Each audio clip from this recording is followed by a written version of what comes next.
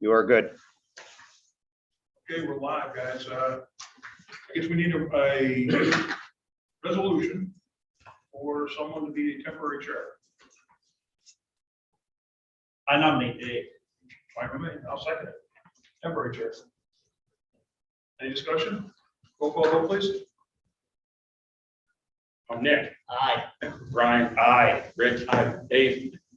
Dan. Dan. Aye. So you get to do the top part of the agenda there.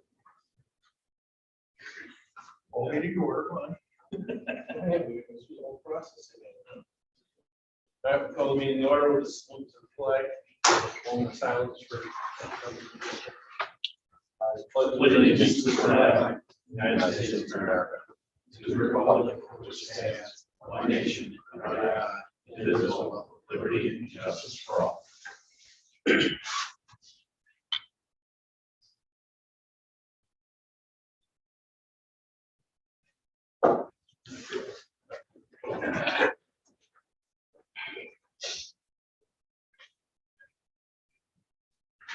So the first part is going to be this.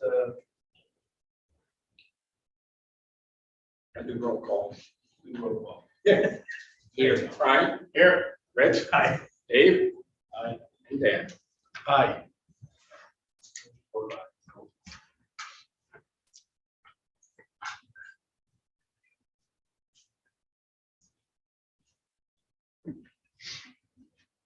All right, now we need to.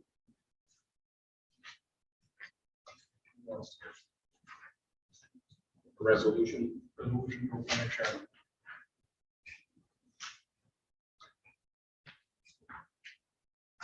All right, need to appoint a resolution to appoint a chairman. I'll make a resolution to appoint Richard French as chair. Second. Second. Second. So, Roll call vote. Nick. Aye. Brian. Aye. Rich. Aye. Dave. Aye. Dan. Aye.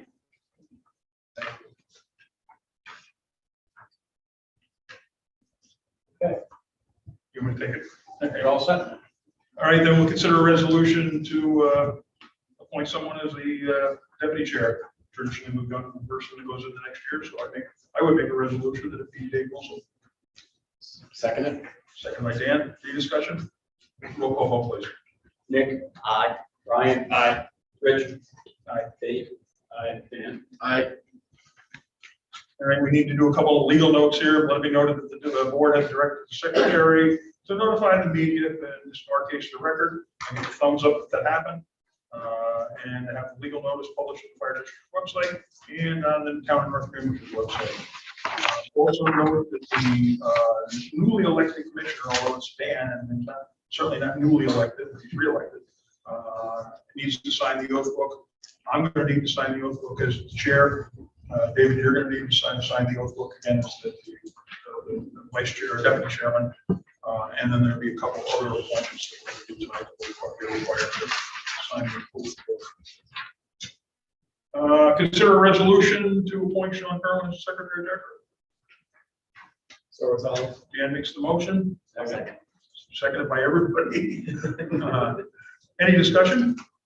Roll call vote, please. Nick. Aye. Brian. Aye. Rich. Aye. Dave. Aye. Dan. Aye. That passes, no problem. Resolution, consider a resolution to appoint Robert Durivage as the director of purchasing and deputy secretary treasurer. Make the motion. His salary would be according to the budget. Motion made by Dave, seconded by Brian. Any discussion? Roll call vote, please. Nick. Aye. Brian. Aye. Rich. Aye. Dave. Aye. Dan. Aye. And both Bob and Sean will also need to sign the oath book. She will be here tonight. Pardon? The town clerk's going to come tonight. The town clerk is going to come tonight. What coincidence? So again, actually. Resolution by someone to appoint Terry Hannigan for attorney for 2022. And again, fix his retainer as per the budget. So Dave makes it. Or Dan, I'm sorry. I'll second. Second by Nick. Any discussion? Roll call vote, please. Nick. Aye. Brian. Aye. Rich. Aye. Dave. Aye. Dan. Aye. Consider a resolution to appoint Bonnie Mountaineer and Jim Oliver as chief's assistants for Phase 1 Wine and Skill, salary according to the budget. By Brian, second by anybody? Aye. Second by Dave. Any discussion? Roll call vote. Nick. Aye. Brian. Aye. Rich. Aye. Dave. Aye. Dan. Aye. Consider a resolution to appoint Mark Lasavita as a non-compensated special projects coordinator. I'll make that motion. I'll second. Second by Nick. Any discussion? Roll call vote, please. Nick. Aye. Brian. Aye. Rich. Aye. Dave. Aye. Dan. Aye. That carries. This was a motion. Is there a motion to acknowledge that the board reviewed the insurance bond in force for employee dishonesty coverage being disseminated right now? The amount of 1.5 mil, 1.5 mil, wow, for copy, for both the treasurer and the deputy treasurer and boundary acceptable. Says here that the motion carries, so I hope we do. Consider that motion. Motion made by Brian, second by Dave. Any discussion? All in favor? Aye. Thank you for the copies. Consider a resolution to name KeyBank as our official depository. Anybody? Oh, Ryan, I'll second. seconded by Nick. Any discussion? Roll call vote, please. Nick. Aye. Brian. Aye. Rich. Aye. Dave. Aye. And Dan. Aye. Consider a resolution to name the Record as the official newspaper of the fire district. Make the motion. Dave makes it. Anybody second it? Second. Seconded by Brian. Any discussion? Roll call vote, please. Nick. Aye. Brian. Aye. Rich. My annual nay. Right. Dave. Aye. And Dan. Aye. That carries. Schedule the monthly meetings. We need a motion to hold the regular monthly meetings on the second Monday of each month commencing at 7 p.m. Note that the schedule is there, and the schedule hopefully has us going back to alternating between the two stations with odd months here and even months over in Wine and Skill. So need that motion. Oh, and to have the secretary notify the media and post notices accordingly. I'll make that motion. Motion by Nick. Any second? Second by Dave. Any discussion? I think we should evaluate that down the road a little bit, The- just because it's moving and Moving back and forth. Yeah, I think we'll have to evaluate that as COVID plays out. Because we do have more space here. You know, I mean, we could do it with the board, but it doesn't off the room over there. I don't think it affords us any room to have a gallery. You know, people come speak to us, and I think that's important for us. So plus with the idea. we'll have to weigh that. But for now, we'll go with that. Any other discussion on it? All in favor? Aye. Any opposition? That motion carries. A motion to renew our memberships in the New York State Association of Fire Chiefs, Capital Area Association of Fire Districts, New York State Association of Fire Districts, and the Firemen Association of the State of New York. Note the name change there for 2022. Motion made by Brian, seconded by I'll second it. by Nick. Any discussion? All in favor? Aye. Aye. Any opposition? That carries. Motion for acknowledge the board to review the procurement policy and intends to follow it precisely as attached. Motion by Brian, seconded by Danny. Any discussion? All in favor? Aye. Any opposition? That carries. Resolution, back to a resolution. The board will adopt the applicable mileage reimbursement set forth by the IRS for road expense, currently at 0.585 cents, actually $0.585, 58.5 cents for the year 2022. So that resolution, Make the motion. resolution, Dave? Yeah, make the Resolution, seconded by Brian. Any discussion? Roll call, vote, please. Nick. Aye. Brian. Aye. Rich. Aye. Dave. Aye. Dan. Aye. Consider a resolution that the fire district will reimburse travel at the authorized travel at the established GSA per diem rate for meals and incidentals. Relevant receipts must be submitted with the fire district travel voucher.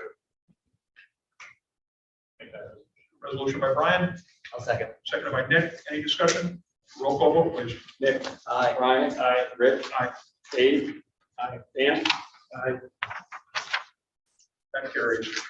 Consider a resolution appointing William Burkhardt as the DFD chief, Brandon Galligan as the DFD first assistant chief, Dan Sheehan as the DFD second assistant chief for 2022, effective at 1843 on the 10th of January 2022. Resolution by Brian, second by Dan. Any discussion? Roll call vote, please. Nick. Aye. Brian. Aye. Rich. Aye. Dave. Dan. Aye. Consider a resolution to appoint Adam Littlefield as the WFD chief, Dan Wilson Jr. as WFD first assistant chief, and John Carroll as the WFD second assistant chief for 2022, effective the same time, January 10th, 2022. Resolution by Dan, or by Dave, I'm sorry. Second by Brian. Any discussion? Roll call vote, please. Nick. Aye. Brian. Aye. Rich. Aye. Dave. Aye. Dan. Aye. Consider a resolution to appoint Adam Littlefield as the district chief and William Burkhardt as the deputy district chief, effective the same time, January 10th, 2022. By Nick. Resolution by Nick, seconded by Dan. Any discussion? Roll call vote, please. Nick. Aye. Brian. Aye. Rich. Aye. Dave. Aye. And Dan. Aye. And make a note that all chiefs need to also sign that oath book. So that would be 6 chiefs need to also sign. Motion to adopt a state LGD1 record retention and destruction policy. It allows us to destroy old records and what we have to keep. We need to keep certain records, et cetera. Motion by Brian. I'll second that. Seconded by Nick. Any discussion? All in favor? Aye. Any opposition? Motion carries. Resolution, be resolved that the Fire District Board of Fire Commissioners adopts all existing policies of the Fire District currently in place effective January 10th, 2022. Roll call, or do I hear a motion, a resolution? Resolution by Dave, seconded by Brian. Any discussion? Roll call vote, please. Nick. Aye. Brian. Aye. Rich. Aye. Dave. Aye. Dan. Aye.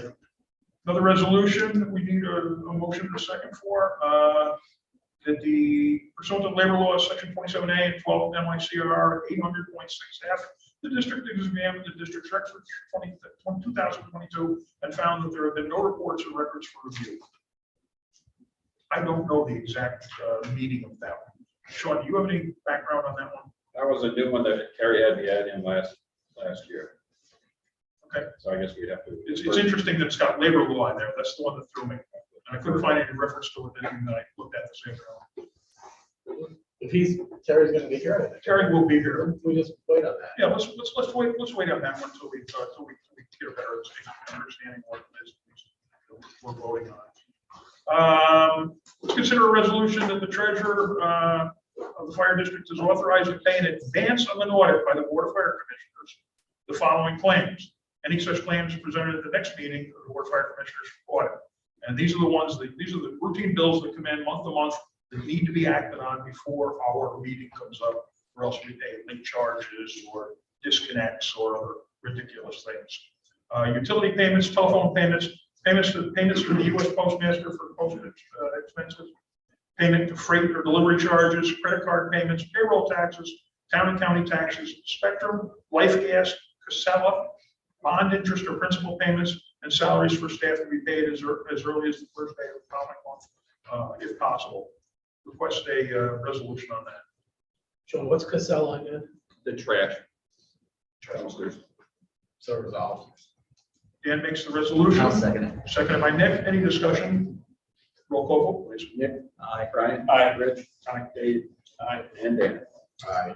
Consider the following resolution. Be resolved that the Board of Fire Commissioners of North Carolina Fire District, pursuant to town law section 176.4A, no claim may be presented, audited, or paid unless such claim is verified under oath on a district voucher, or in lieu of such verification certified to be true and correct. Resolution excludes the following: New York State Electric and Gas, National Grid, Spectrum, Staples, Verizon, payroll taxes, U.S. postal costs, Lynn, who's our oxygen supplier, district membership dues, bond payments, credit card payments, Amazon, James Publishing, 21st Century Media, which is the record, Granger, Lincoln Financial Group, which is our plan fees, Zoom, McKesson, New York State Insurance Fund, Workman's Compensation, Whitmer Public Safety Group, Battery Junction, and again, Casella. Consider that resolution. Anyone?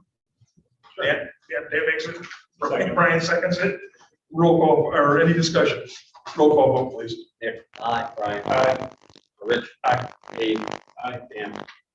Aye. Consider the following resolution. Be resolved that the fire district treasurer is hereby authorized within 60 days after the end of the fiscal year to submit to the Board of Fire Commissioners a copy of the New York State annual report required by General Municipal Law, Section 30, in lieu of a written statement showing his receipts and disbursements for the preceding fiscal year. This authorization shall remain effective from year to year until rescinded by this Board of Fire Commissioners. Do I hear a resolution on that? By David, seconded by Brian. Any discussion? It's a resolution, so roll call vote, please. Nick. Aye. Brian. Aye. Rich. Aye. Dave and Dan. Aye. Dan. Aye. I know. You're only going to confuse me. That's all right. I didn't need a date for this one. A resolution, need a resolution for the joint DFD WFD annual fireman's inspection dinner to be held, tentatively to be held at the Hilton Hotel, as required by town law, section 7 of the state. District will pay up to $6,600 for the annual dinner in accordance with the amount fixed by the general fund budget in 2022, with the exclusion of any alcoholic beverages. And I do need a date for that. So 2/26. 2/26. Thank you. So it'll be February 26th. Can we, in case that gets moved for COVID, can we just change the wording so that we have, if we have to. Yeah, to make it February 26th or other reasonable date as scheduled, as we scheduled. Because I think they may want to push it out at some point. I don't want to force their hand one way or the other. Right, just so we don't have to revisit this. Give them the flexibility of moving it should they choose to. So consider a resolution with that modification that it flexes the date a little bit more. Make the resolution. Nick makes it. Any second? Seconded by Brian. Any discussion? Further discussion? Roll call vote, please. Nick. Aye. Brian. Aye. Rich. Aye. Dave. Aye. Dan. Aye. A resolution to appoint the 2022 Ethics Committee made up of Jeff Steers, Jim Miner, and Janice Kerwin. Resolution by Brian, I'll second it. seconded by Nick. Any discussion? Roll call vote, please. Nick. Aye. Brian. Aye. Rich. Aye. Dave. Aye. Dan. Aye. Need a resolution authorizing the district chief and deputy chief to place departments of the fire district on duty and to permit representatives of departments to attend wakes, funerals, parades, fire prevention, and other like activities or events or functions, and further authorizing the use of such district apparatus as the chief in his or her discretion may determine acceptable to be used in said events to the Board of Fire and report such events to the Board of Fire Commissioners during the subsequent monthly meeting. Consider that resolution. How many do? Ryan, where second? Second by Dave. Any discussion now? Roll call vote, please. Nick. Aye. Brian. Aye. Rich. Aye. Dave. Aye. Dan. Aye. Resolution to approve all in-state training pending the district chief or deputy chief's approval. Didn't we had in the past have a restriction on that it was limited to this county or contiguous counties? I thought it was contiguous. I think at one point we had it, I don't know if we purposely. Bob, you have more language on that? Yeah, it was Rensselaer County or counties adjoining to Rensselaer County. Anything outside of that, they were supposed to get. It comes back to the board. Right. So I would modify that language to pre-approve any training in Rensselaer County in a contiguous county to Rensselaer, but then anything outside of that needs approval of the board. I think we considered Albany County contiguous. It is. Right. Yeah. All these contiguous waterways. Right. Yeah. So consider that a resolution. Ryan, second by David. Any discussion? Roll call vote, please. Dan. Aye. Dave. Aye. Rich. Aye. Brian. Aye. Nick. Aye. Need a motion to acknowledge that the district has obtained the enhanced cancer disability benefit required under general municipal law, section 205 C. Moreover, the secretary treasurer is authorized to sign and execute cancer coverage claim forms in the timely manner, and discreetly and confidentially report such claims to the board of fire commissioners at the next regularly scheduled meeting. So moved. Moved by Dan, I'll second it. seconded by Nick. Any discussion? All in favor? Aye. Aye. Any opposition? I think that gets us through the majority of it. As the chairman, I'm going to make the following committee appointments. I'll bet you these will be a surprise because there's no changes. Apparatus and equipment, be David or myself. Building and grounds, David and Brian. District personnel, Dan and Brian.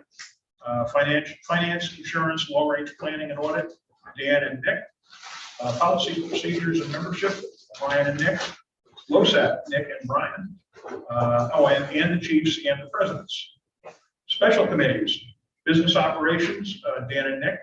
Development plan review, Brian, Nick, and the two chiefs. Firematic operations, David and myself. Apparatus needs, David and myself. WFD building committee, be Dave Wilson, myself, and Joe Casino. And that's it on the committee appointments. We need more committees or determine we need to, we'll address that later. So at this point, consider a motion to approve the committee appointments as listed above. Brian makes it. Anybody second it? Seconded by Dave. Any discussion? That's a motion. All in favor? Aye. Any opposition? Cool. Motion to consider adjournment of the organizational meeting. Make a motion. Motion by Brian, seconded by Nick. Any discussion? All in favor? Aye. We've been joined by a group of chiefs, and I would point out that one thing that came up in the organizational meeting and reminding everybody is that there's a whole lot of people that need to sign the oath book, including the 6 chiefs, myself as the chairman, David is the vice chairman, Dan is the recently elected commissioner, Bob and Sean. I think that's everybody. So we all got to make sure. Town clerk is here. And by some kind of miracle, the town clerk just happened to walk in the door and just happened to have her oath book with her. How does that happen? It's a wonderful thing. Thank you, Joanne, for joining us, Janice. Appreciate it. All right, let's jump into the regular meeting agenda. Mr. Chairman, should we take a recess? Yeah, that's a good idea. That way Janice doesn't have to spend the night here. We'll take a brief recess until we tell everybody she has time to vote, and that'll allow Janice to go home and not have to wait for Sean. Wait, what? I'm getting home. Have a nice walk. No, not yet. Yeah. Right, David? I can get everybody on the agenda. Just so when it comes up.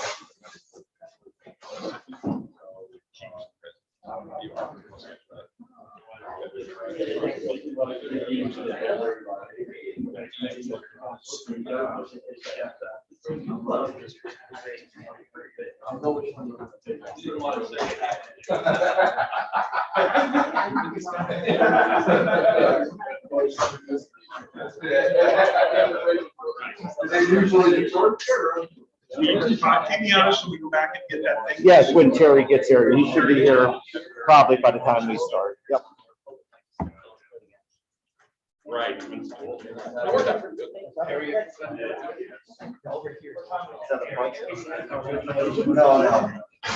He's an employee. Yeah.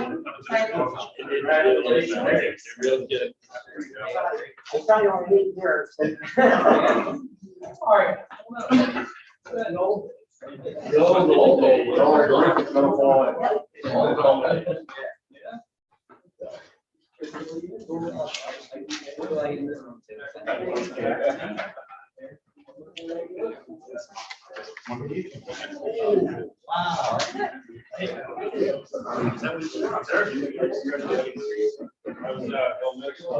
All right. One time. Put your name, title.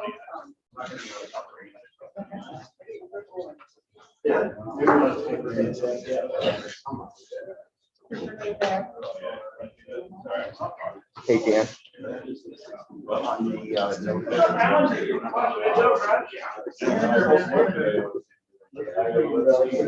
That's the season. That's okay. I think it's good.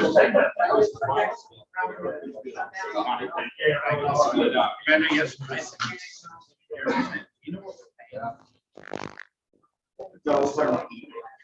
yes. Well, I wanted to do that. Well, I guess I'm here. Well, I'll send you the current thing. Thank you. Put your name, title. Remember how? Yeah, like this one. Or I. Essentially, right. Well, no, it's like sometimes you have to use. Okay, yeah. I think that's how this works. Yeah. I'll just do it.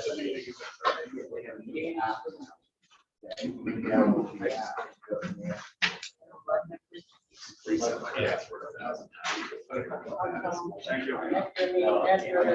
Well, no, Yeah, I'll be back. I'll be back. You know what, if you didn't, let's just. because what- Yeah, yeah. There's not, you could screw it all now. Yeah.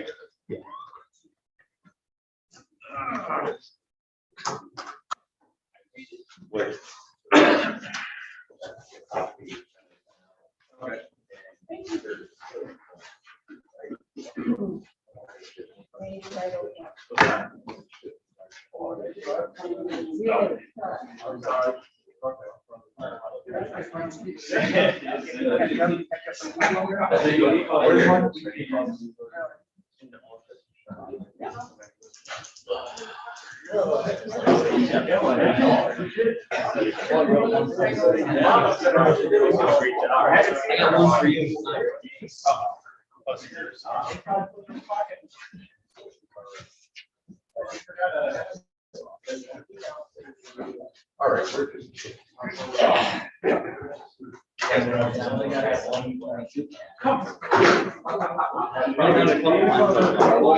I know.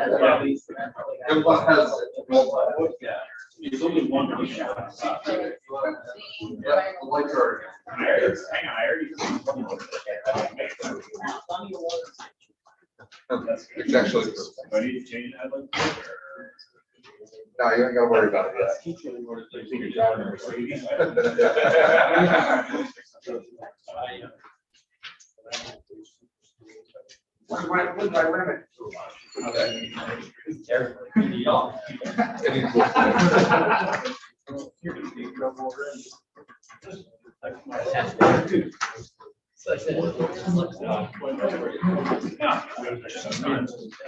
Thank you, sir. No, thank you.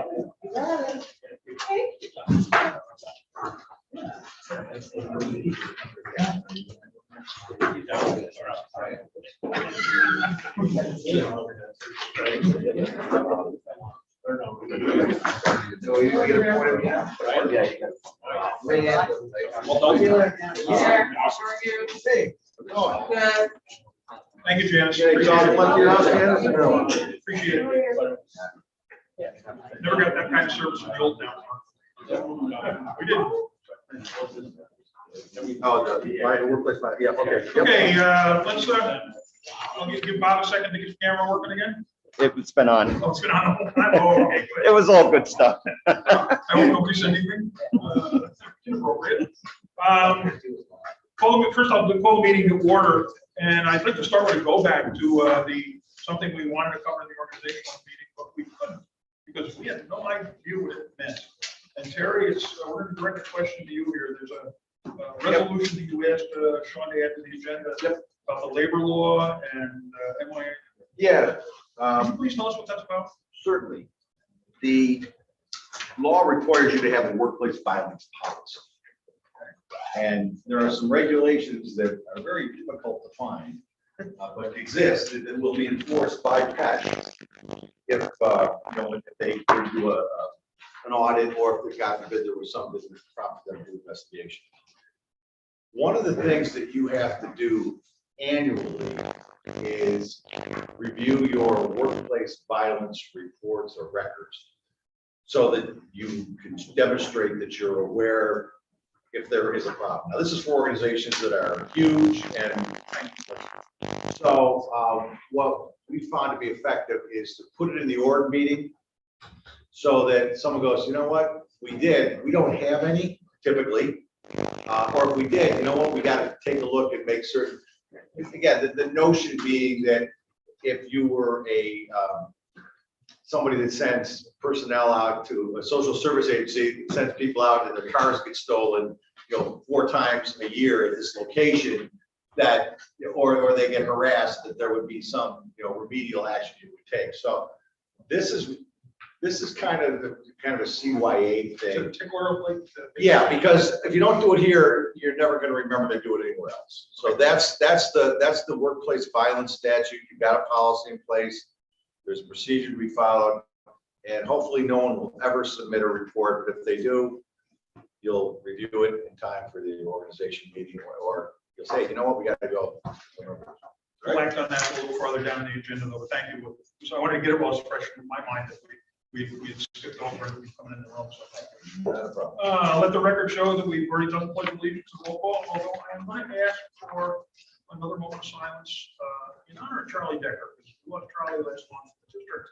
And Charlie was, I think Charlie's a friend to everybody he ever met. So please join me in another moment of silence.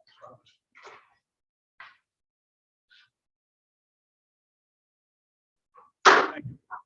All right, let's jump into the, first off, I'll note that the public session, we've been holding off to the end on these. You want to do the resolution right now? Sean, you ready for us to do the resolution right now? I'm sorry. Well, it's fresh in our mind to take care of that resolution. Oh, absolutely. Yeah. Okay, consider that a resolution to pursuant to labor law, section 27A and 12 NYCR 800.6F. The district has examined our records for 2022 and found that there are no reports or records for review.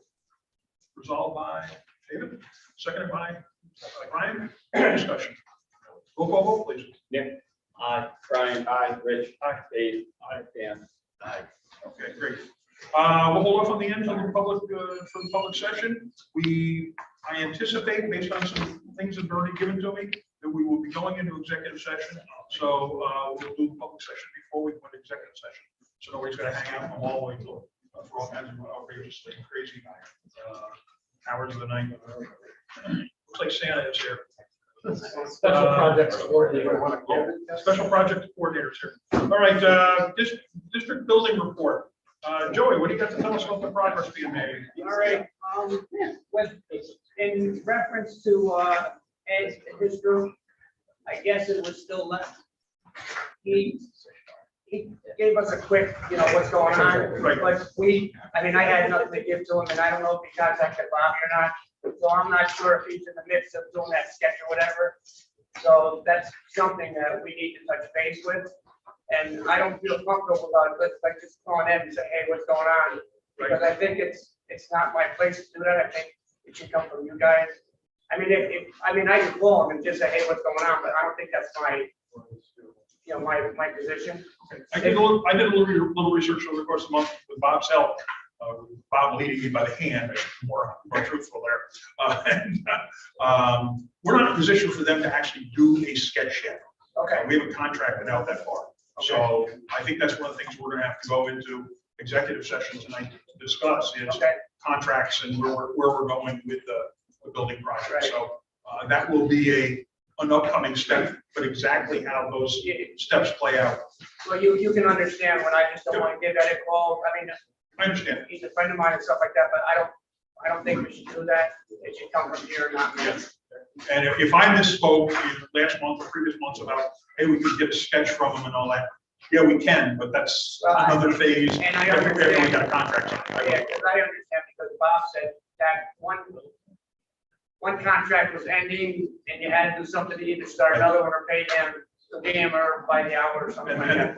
And the last thing we want to do is put a concept sketch out there, have everybody add their 2 cents with it, to it, and then come up with something that everybody likes, and then come back to the board, and the board say, that's nice, we can't afford it. Right, I got you. So we gotta make sure that the cart stays in front of the horse. I appreciate your patience on it.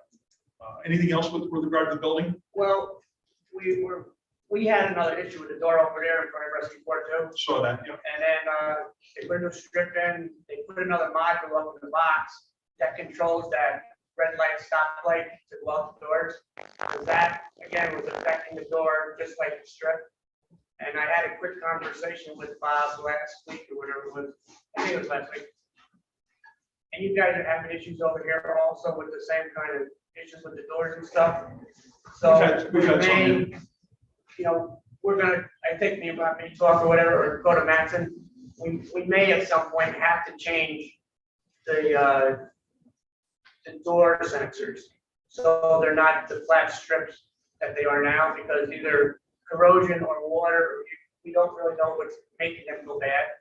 And now we've had like 3 of them go bad.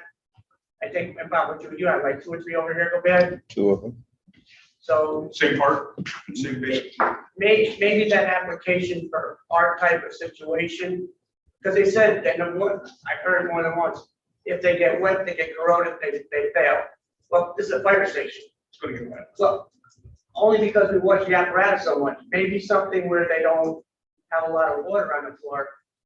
Maybe they don't have that, you know, situation.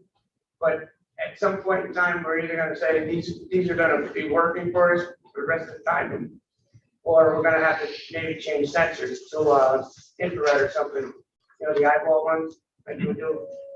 And I guess that's another discussion.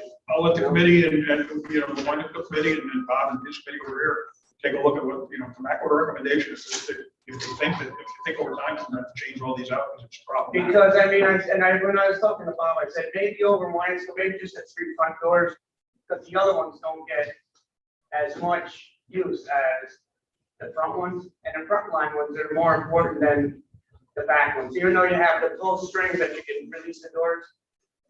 Absolutely. And then if you wind up doing that, like we had the discussion that there's gonna be more wiring and piping involved to get those sensors down. Yeah. So, Anything else on the building over the generator was serviced. And I don't think he found anything. Like, he didn't say he found anything over there, because that was just serviced not so long ago as the rebuilt big generator. And I think he was happy. He said next time around, it may need a battery. So. next time, meeting next year? Or 6 months? I think Bob has them come Yeah. maybe 6 months or something. They do them twice a year, so it may be due for its battery change in May. But I mean, No, other than that, I think we're in all right shape. So if I have to have the dishwasher looked at over there, is is that on you or is that on us? Dishwashers, I don't know why the fire company or the fire district, I think, I don't know. because they said last week that they were having a problem with it, and they had another small issue with plumbing, but the nuts were loose over there, so. I think regardless of who it's owned by, I think we should pay for it. We own the one here. I think we should repair the one over there. Because when that one gets replaced, and presumably it's part of the building, we'll be doing that stuff. Okay. Yeah, take a look at it. If it needs service, get all the Bob, we'll figure out how we get over there to take a look at it. Okay. And I think everything else is, okay.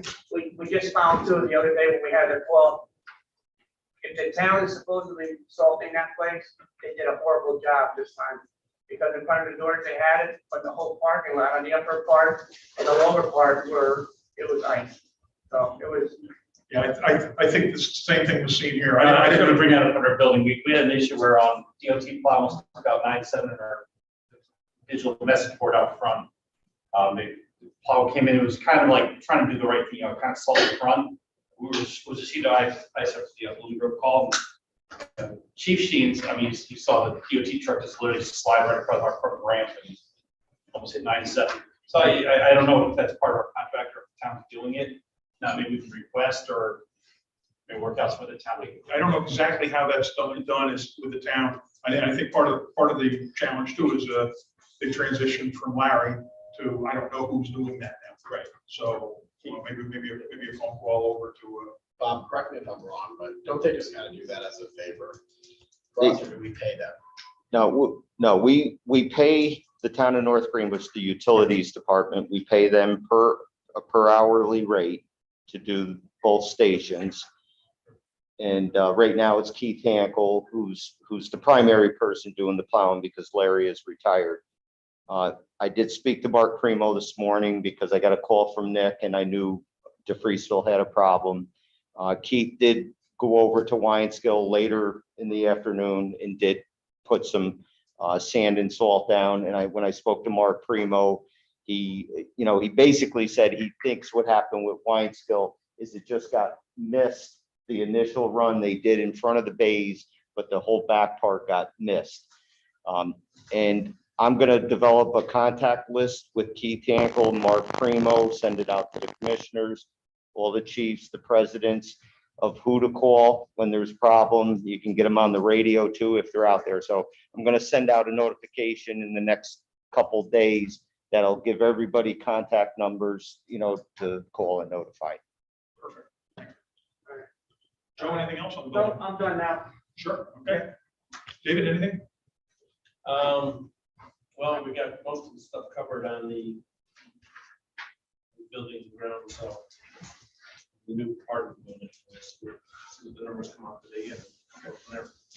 And the only thing I have is that by the time I'm done teaching that, I'm going into week 4. By the time I'm done teaching that 6-week course that I'm doing over there, I'm gonna figure out how to get sound out of that sound system with the projector.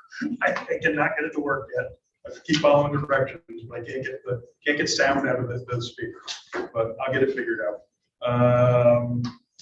Let's see, president's reports. All right. I got one new membership to turn in, Donovan McKinney. So you guys, all lines are filled. I dotted my i's and crossed my t's hopefully this time. As many of you know, I reached out to Bob to have the building cleaned because we had a little tick of COVID. I don't want to say spread around, but a couple of people had gotten it. We don't know when they were at the firehouse, when they were last there, so on and so forth. So I was just trying to be extra careful and have somebody come over and clean it. I know AJ, one of our firefighters, took a lot of time too, cleaning a lot of the flat surfaces that, so to say, probably didn't get touched because you don't really know. So I took a little bit of precaution there. I've asked everybody at the firehouse, just put your mask on for right now, just because of the uptick. That way we're all staying safe. That's about it. I don't have any building usage, not that we're going to use it out right now because of what we got going on, but that's about it. I noticed the one of the people that I'm aware that was sick, I noticed he's back live and doing a lot of stuff on Facebook again, so I guess he's feeling well. Who's that, Feeling Bert? better. Jimmy, yeah. Yeah, I talked to him this morning. He said he's I doing guess he's doing better. a lot better. I hope the others and anybody else that was affected is doing better too. Yep. They're doing well. All right, can you pass the membership? There you go. Thank you. Sorry. I'll just start that around.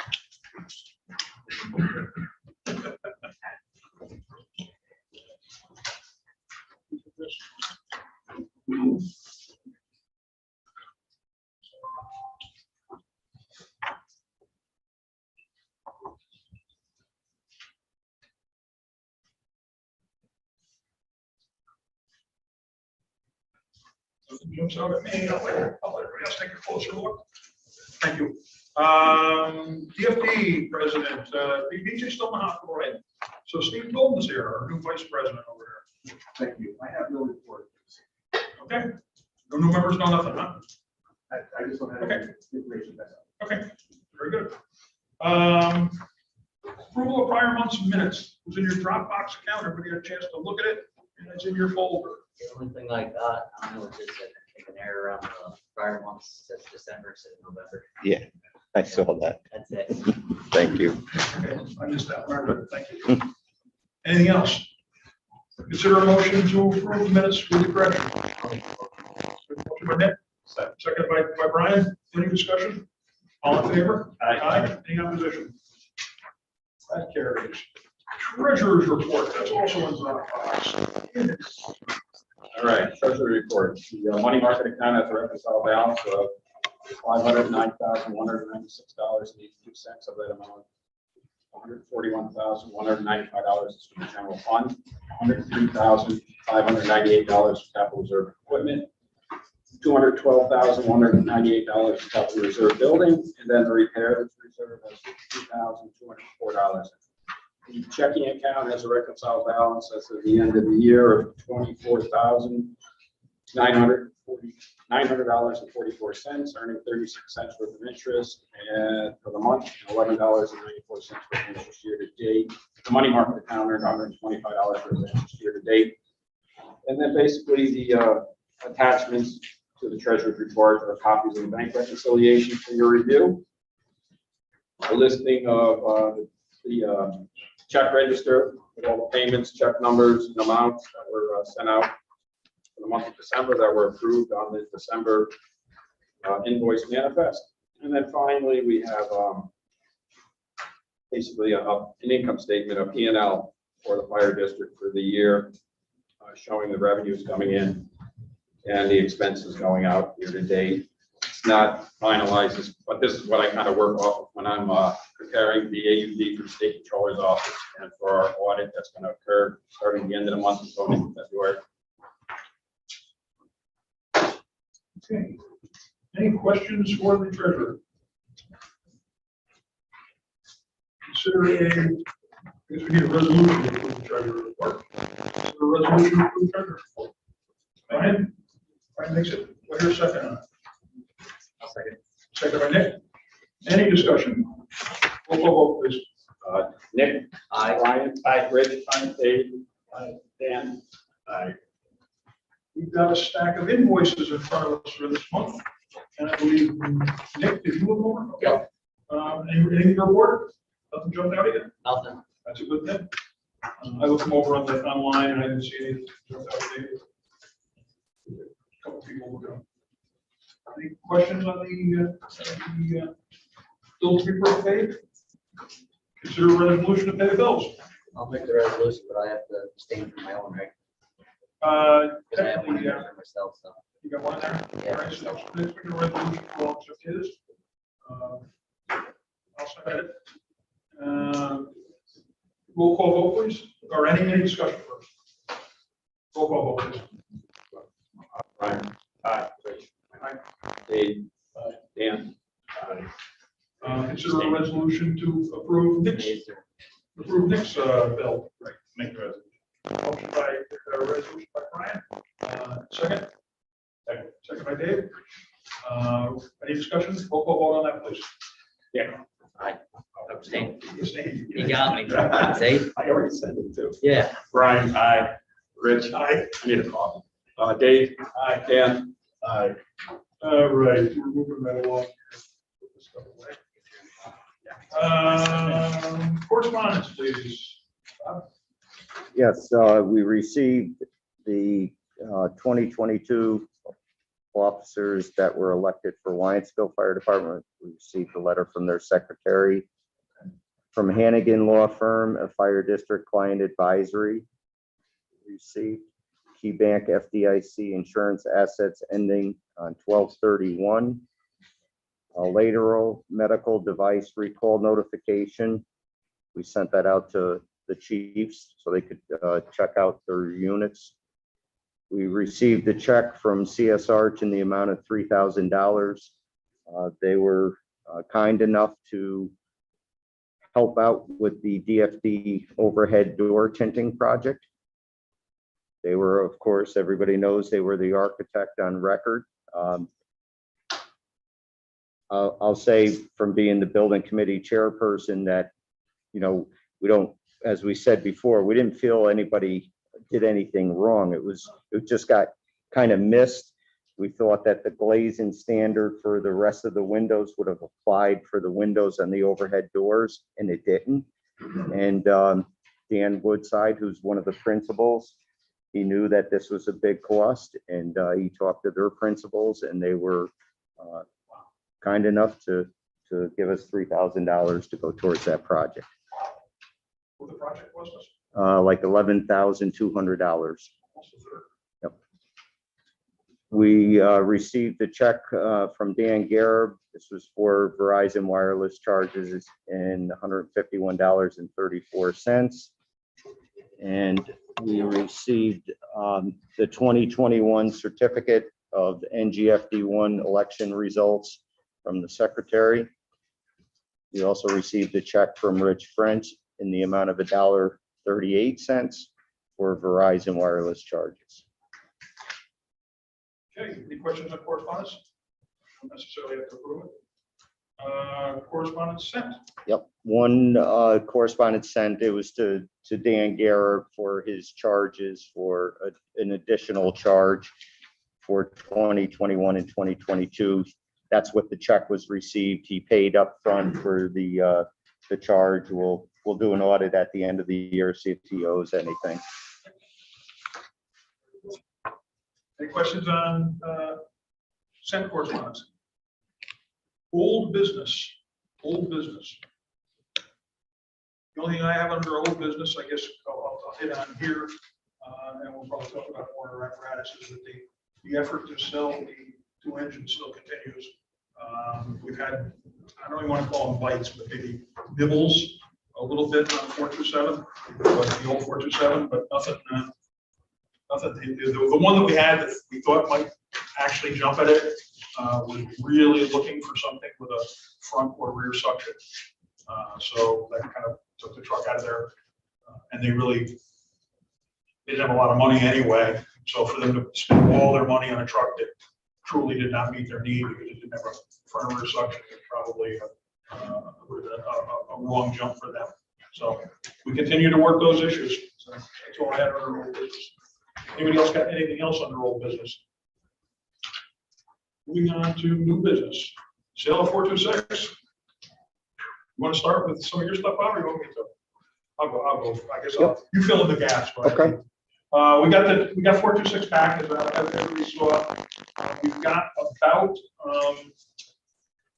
want to say rough ballpark number about $10,000 or $11,000 worth of repairs into it.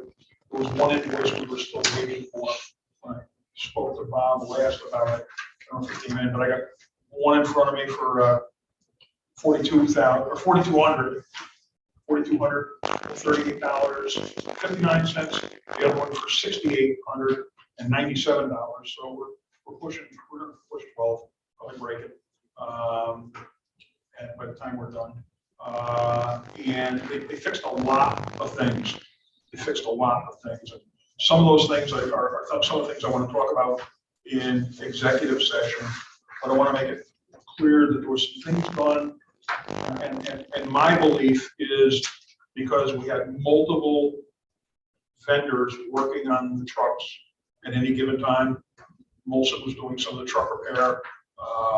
Garrison was doing some of the apparatus of the fire department.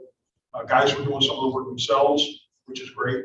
But I think we reached a point with it that there were some things happening with the truck that everybody thought somebody else was taking care of. And there was one particular thing that after the last meeting, the last board meeting, I had said, I'll take a quick run up there and see how it's coming. And I went up like a day or two after the meeting, and they showed me a component on the truck that was clearly dangerous. It had been modified to make a temporary repair, and evidently that temporary repair had never been communicated to somebody else, and it looked like something different than it was. And what the temporary repair was is the exhaust between the manifold and the exhaust, the muffler, where the manifold comes together and the pipe goes back, where that had been wrapped in insulating tape, like the 4-inch wide aluminum insulating tape that you use on an exhaust. It looked like it was strictly an insulating tape, and it was designed to keep wiring from melting or something else from happening. And it looked like, okay, it had a legitimate purpose. It did have a legitimate purpose. It was covering holes in the exhaust.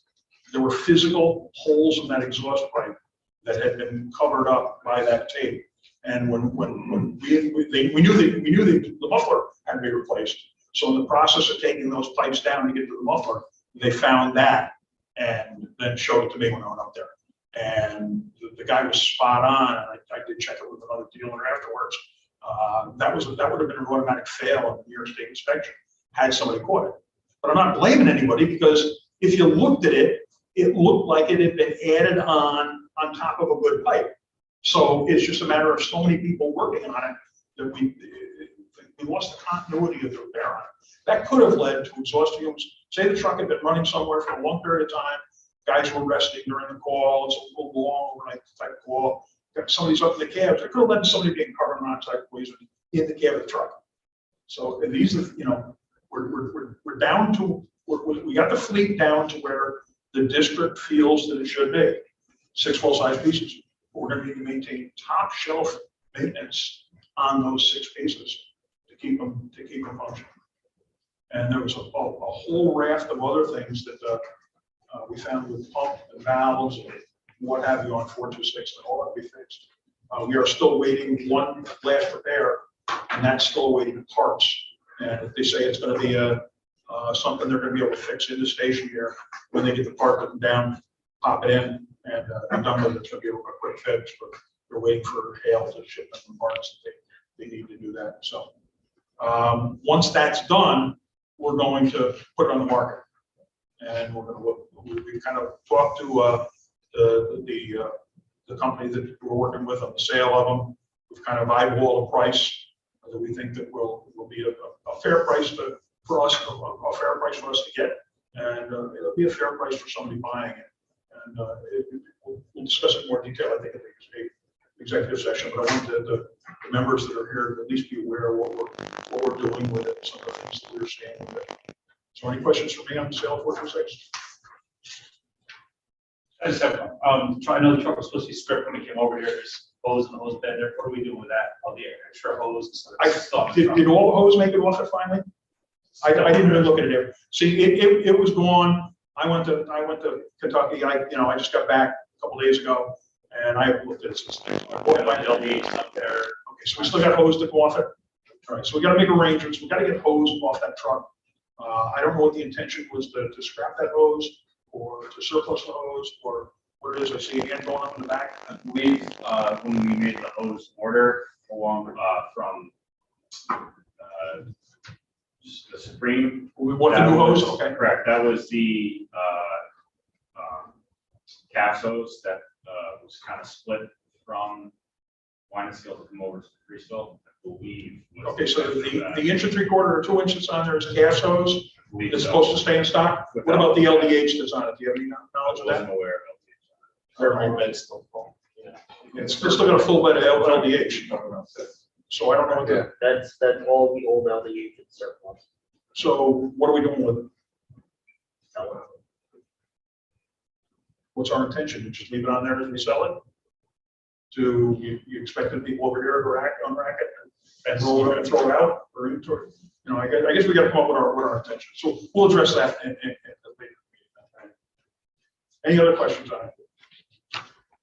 Okay. Right along. We'll jump into chief's reports. We'll start with Adam. What do you got? Welcome aboard, first off. So I'd like to start off with thanking Mark Mason and Mark Gallagher for their service. Absolutely. Right. I believe the report was submitted for alarms an hour. Right. Yep, we got that in our Dropbox. Okay. Other than that, for the 6th district chiefs, we're going to have a meeting this Wednesday, the 12th, at the Lansdale Station. Get ourselves prepped for 2022. And also, Lansdale is going to be hosting Battalion 3 Chiefs on February 17th. February 17th? Yes. They're planning on doing that as a live meeting, I take it at this point. Yes. In person. And of course, it's going to be COVID compliant. In the Dropbox also, you included the accident review board, the initial accident report from Mark and the review board findings from the act.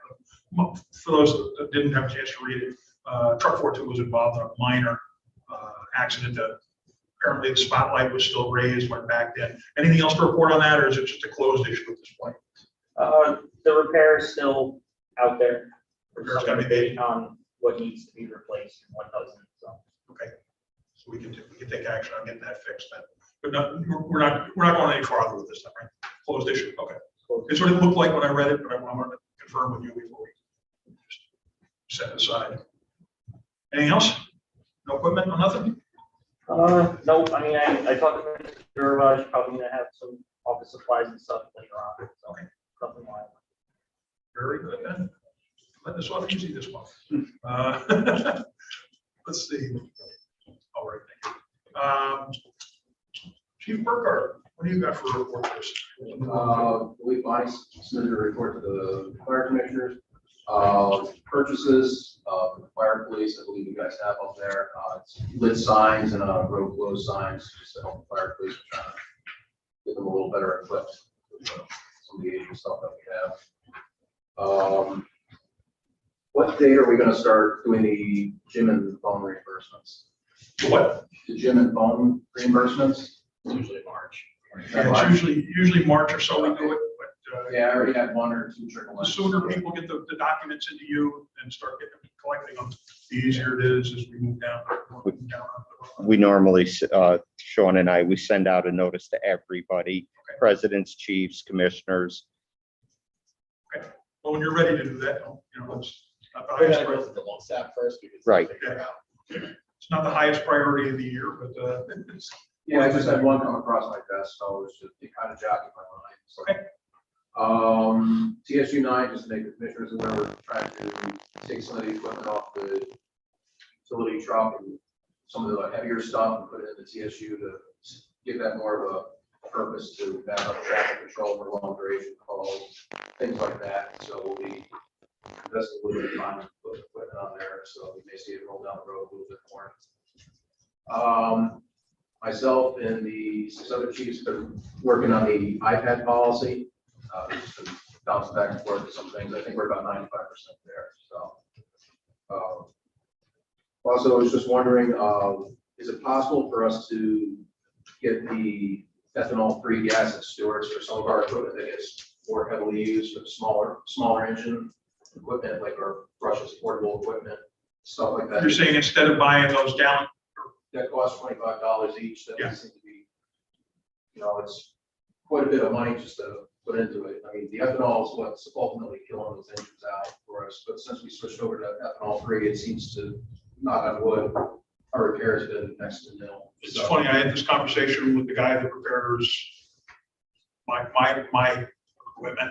I took my neighbor's lawnmower up to him as a favor because my neighbor had no way of transporting it.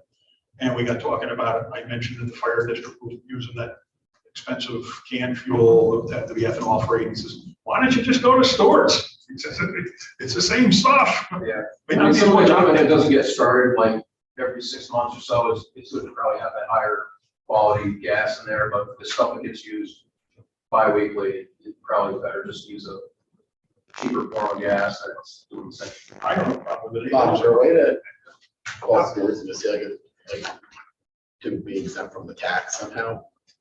We, If they have like a fleet code or something? yeah, we might be able to do that. I can work with the chiefs to also, there are some vendors that can sell the product that may be comparable to Stewart's. And I know Wine Skill, you guys, for your 2-cycle stuff, we get you stuff through Walmart. And it's actually, it's the best price I can find, and it's better That's the than. ethanol free canned gasoline. Yeah, so I guess what we could do is we'll work together so that we can, buy it more in bulk quantity, or possibly do something where we can get certain taxes taken off from the stores. See if we can do something as a district wide, this is the way we're doing it in the district. Right. And that way we take, best leverage our purchasing leverage as best we can and get the best price we can, and still have the equipment running properly. Yeah, I mean, switching over saves us a lot of money. Repairs are probably using like random repairs just for using no junk gas, so using this has been beneficial in the long run. Just the last- Excuse me, can you just, at your meeting that you have with the chiefs, can you just look at what they're using to see if that would be sufficient? Yeah. At least if you say it is, then I can compare to Stewart's and see if what's cheaper. Because I'd be concerned with Stewart's, if we're gonna get it from Stewart's, then okay, we're gonna go up there with a couple 5-gallon cans, which means we got a couple 5-gallon cans of gasoline sitting around. And it just, Well, we buy this in a 5-gallon. That's what we get the stuff from. yeah, but that's a can that's designed for. You're correct, right? It's just a, Sure, Joey. I know I'm not supposed to talk, but Rasad over there in Wyanskill, he's one of our members. He may be able to do something with his filling stations over there. He may be able to get ethanol free first too, so that's another option Bob can take a look at. There's one last thing I wanted to note was the tinting on the windows and the apparatus space seem to be working out fairly well. It seems like currently, if you walk out on that bay, the heat seems to retain in there. This time last year or any time before that, since we've got the tinting, you can feel the heat kind of radiate out of the building. I think you're going to see some cost savings from that tinting in the apparatus space. So You can't see the apparatus as well from the street, but yeah. you know, such as the price of doing business, I guess. I think I'd rather have the apparatus remain fire ready and not have the. But I think it's also beneficial because it's retaining the heat of the building, so it's not Nothing else? showing everything out. Nope. I think that's it. Great, thank you. Apparatus equipment needs, Dave and I. Dave, you got anything? Well, I know we talked about setting up a meeting for the future vote idea and probably utility 9, start looking at that idea. And we'll figure out where our money's set. That stuff that we're over here, but maybe the chiefs can start thinking of an idea of when you want to get together on that. Maybe start setting up a couple meetings. Let them get their chiefs meeting and their operational stuff up and running. And we'll follow up with an apparatus. So we'll take a look at those two projects. I don't have anything beyond that with equipment needs. Now, the other thing is that we did look at the hose that are on the back of the trucks. There's quite a bit of 5-inch back there, and it must have passed inspection or it still would be on there. So maybe we can surplus it and get some money back out of it, get rid of it. But I'd like to evaluate the next time we buy a bunch of hose that we're just not replacing it because it's. Yeah, I think we didn't do a good enough job of recognizing that we were going to be taking 2 rigs out of service when we bought hose for the 2 rigs.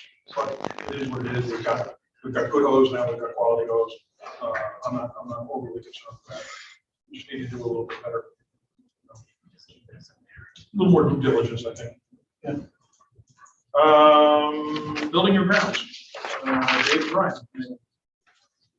Well, I was gonna say most of the stuff I had was already kind of covered on previous. One thing I did notice on the bills, utility bills obviously jumped through the roof this year. This past month, that's the National Grid stuff or the Columbus League.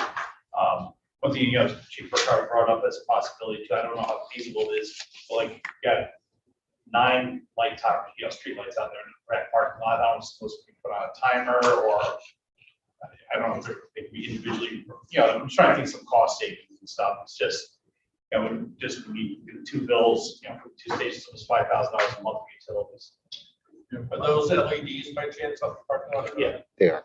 But, just some ideas, see if there's some way to save. I know the chief brought up the tinting, which, retains heat and stuff.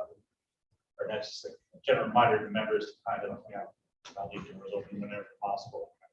Bob and I had a brief discussion about it last week, and we, it's not usage. It's our usage is not up at all in either station.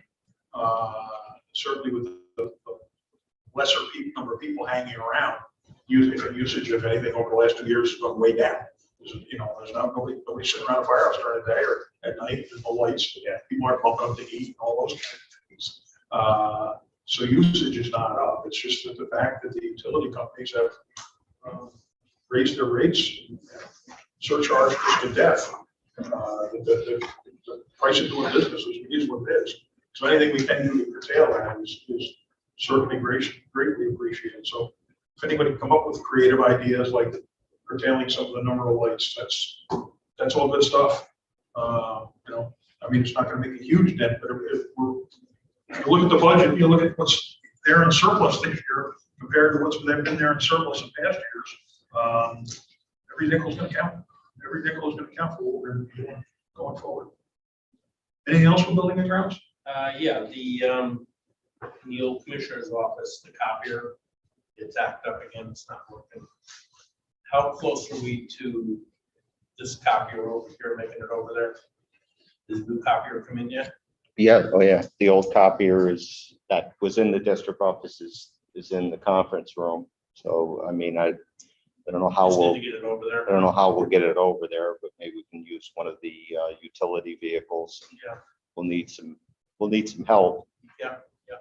But we can, between, you know, maybe the building group over at your place. Is it and on here. rollers?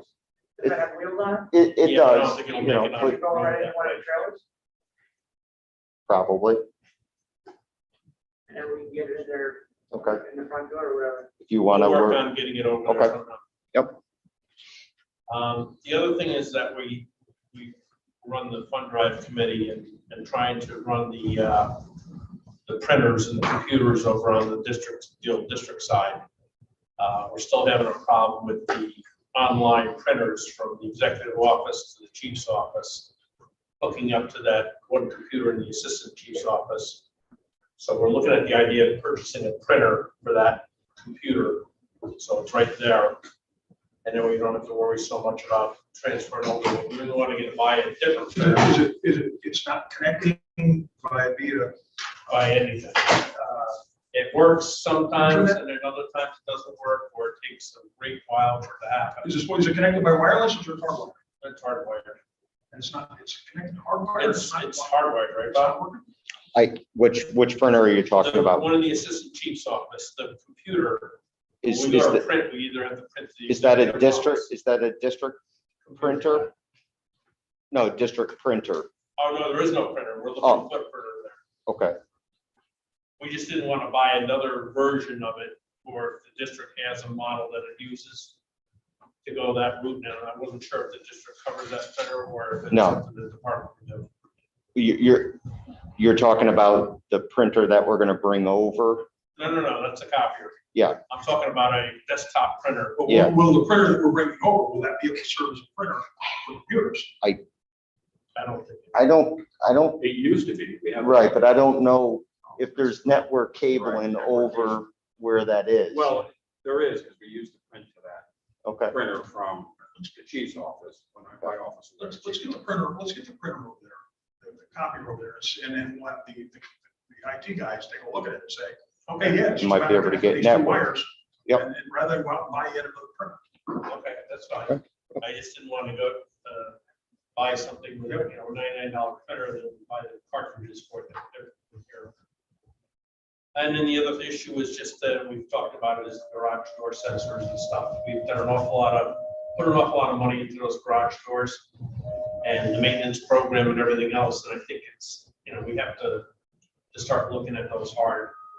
I don't know what the total number is, but I know between when it broke free and then the sensors on the bottom of the doors, we're spending an awful lot of money on those doors. Either maintaining them or repairing them. And Yeah, I don't understand why we're breaking so many sensors though. We've had some sensors go by as bad as Joey described with the corrosion. We break them as well. oh, it's just the whole door itself. The brackets on top ripped off. They've been replaced. The guy did service on the door and tore the top wood and split that. That let loose and that could have hurt somebody. That did damage to the top panel of the door, so we replaced the top panel. And, the door's out of service when it goes. I'm not sure how long the last time the rescue was out. And I know Bob and Joey have been on top of it and stuff, but, during the middle of the night, if it lets loose in an up position or wherever, it could be a bigger problem. Okay. So just for information on that. And then again, the salt and the sand, I think we probably need to You get that fine too. I was gonna get the list, the memo out to everybody, as to who the contacts are on that. That should alleviate that problem. That's all I have. Do you think, going back to the salt and sand, that maybe we can look at buying an actual sander, salter, like a seeder that's meant for salt, so that way, because our members are out there yesterday afternoon with, buckets of salt, trying to salt it themselves, at least if somebody's in the station while the apparatus is out, at least they can, sand it themselves. What do you mean by salter sander? It's like a spreader that instead of going to Home Lawn spreader. Depot and buying a grass seed one Like that's a like grass seed retro, it's only good, it's good for salt and stuff. And have a couple bags of salt ready to go if this happens, because, we go out at 3 in the morning, it's, sheet of ice, we're on a hill over there. The fire truck doesn't make it back in. I'm not opposed to it, I just don't want, I don't even know what we would get. I don't know if we need a top of the line, $1 million one, but I don't know if we want to get down to Walmart. Adam, you got a suggestion? We had one for the longest time. It might be in the shed. I know we have salter because I used to do it after the older guys would snowball, but we might have Let's see a if it's still in the Scotch shed. salter in the shed. We might just need some salt. And at that point, maybe Adam could just give us a couple bags, but we might. We could Well, well, 5-gallon buckets go right to the town, Yeah. they'll give it right to us and keep it in the tool shed. Yeah, I I'm sure think the there town might wouldn't be object more. us. The town wouldn't object to us giving us a couple pails for us to take care of it. Just at Be a little least self-sufficient. just to help get in, I guess I wasn't there for the morning call, and it was pretty hairy getting set back in from what I was told, so. Rich, I was there for that morning call that he's talking about. Our brand new fire truck was going down Church Street cycles. Yeah, that's not good. It's not good. So I ran over to True Value, got a bunch of salt and stuff. We salted the street, everything. So when I saw that brand new truck going down that road sideways, a little scary. And the oil change didn't work till it stopped. That's up. The auto change did or did not? They work? did. They did. work. They did. Yeah, our guys found that the chains worked fine going forward, but because they're ahead of the wheel, they're at the front half of the wheel, as they back up, it spins, but it doesn't spin the chain under the tire in reverse. Only good going forward. It's only good going forward, yeah. So, you've had auto change for a number of years over there. This is our first experiment with it over here, so it took the guys a little while to learn how to use it. But evidently, they work pretty good. Moving on then, where am I? District personnel, Dan and Brian. Hey, we do have a member here. For the district personnel, that's under membership. The salary notices, I'm not sure, were they prepared for Rich to? I'll have them for tomorrow, yeah. That's all I have. There's salary notices that you'll issue to the staff. Okay, yep. For the budget. Anything else, Brian? You got anything? No. Moving along, finance, insurance, long-range planning, and audit. So, Dan and Nick. I don't have any I know Sean has an audit coming up, so. Right, Sean? Thanks for reminding me. Audit's coming up at the end of the month, and rolling on. Thanks for reminding. We joke about it, but I did a deep dive over the last month or so into prepping to assume this position. And I am just incredibly amazed at the amount of work and detail that these guys put into the books. I think that's one of the things that makes us as effective and efficient as we are, is that the amount of work that they put into it. So it's greatly appreciated. Policies, procedures, membership, Nick and Brian. Back over this side. We're playing ping pong here. Back over this side. That one member to vote on this country. Got to remember to vote on it. So. Can we hold on until the executive session tonight? Can we hold up until executive session? We can, but I don't. Yep. All right. Feel strongly about it?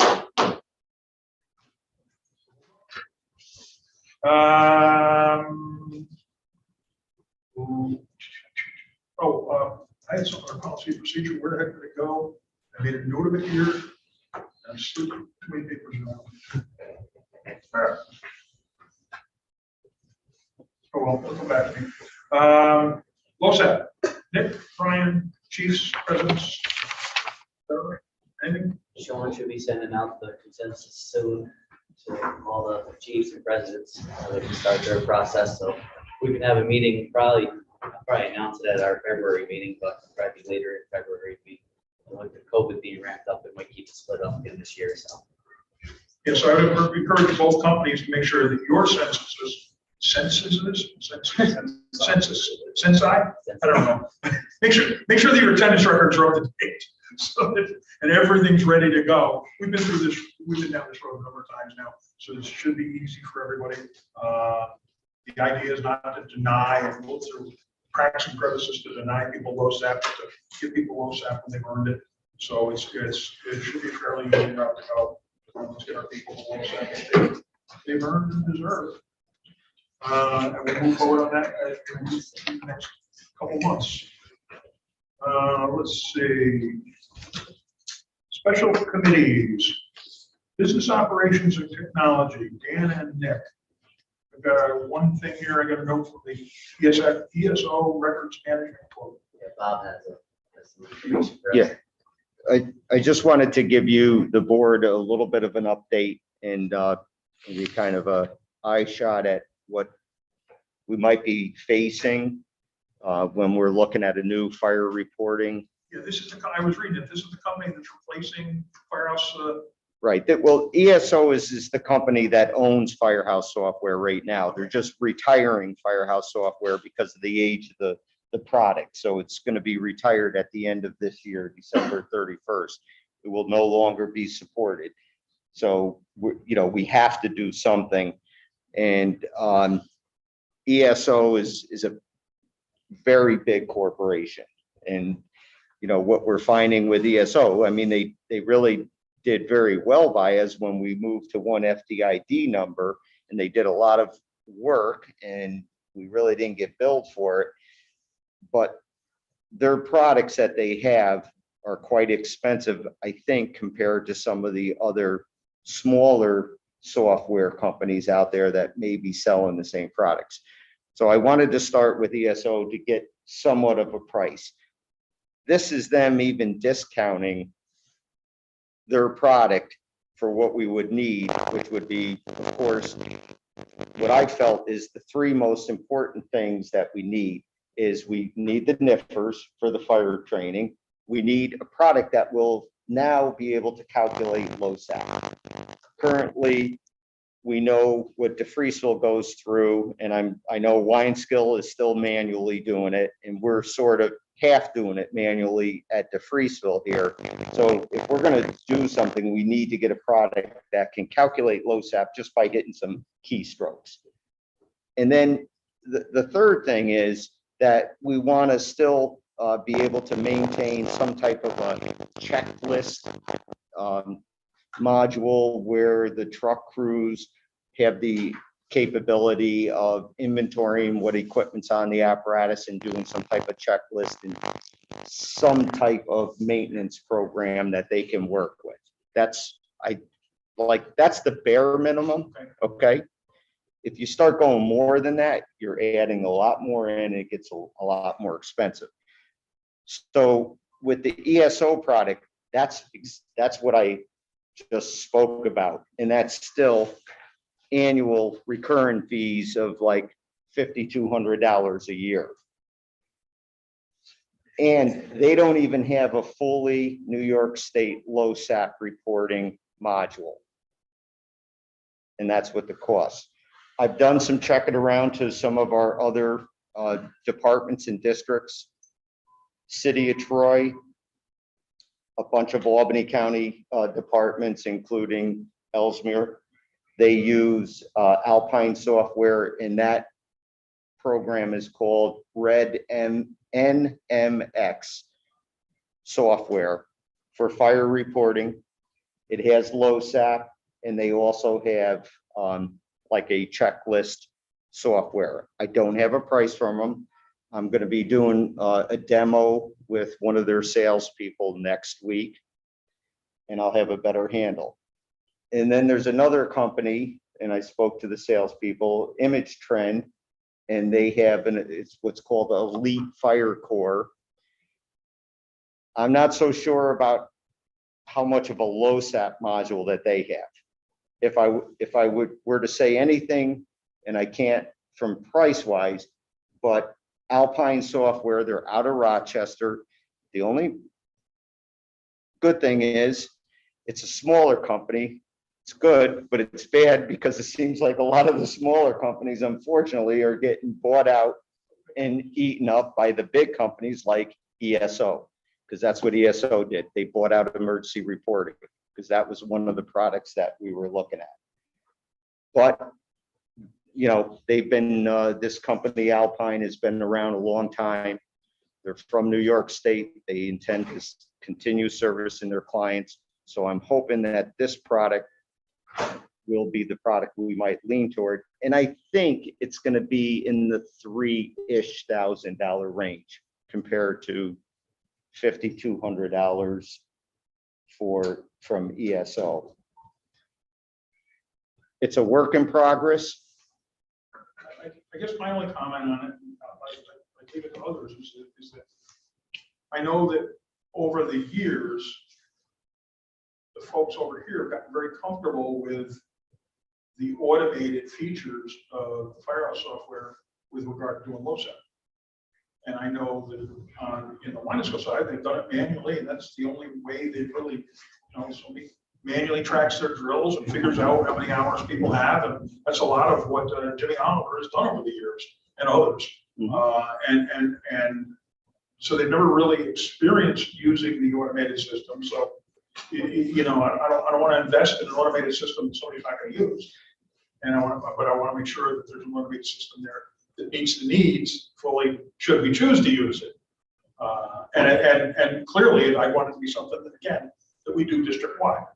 It shouldn't be you know, we're waiting for Joe Smith to crunch numbers, and he's got them all on stacks of paper in his inbox.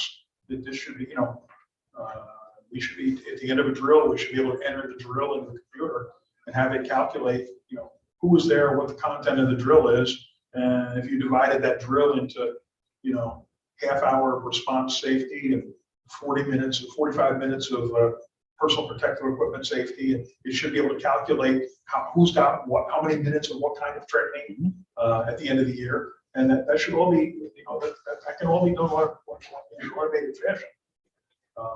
I would suggest. Sorry, Rich. Go ahead. No, I mean, I clearly think anything we just do should be universal, district-wide. I just pulled up the website for this Alpine.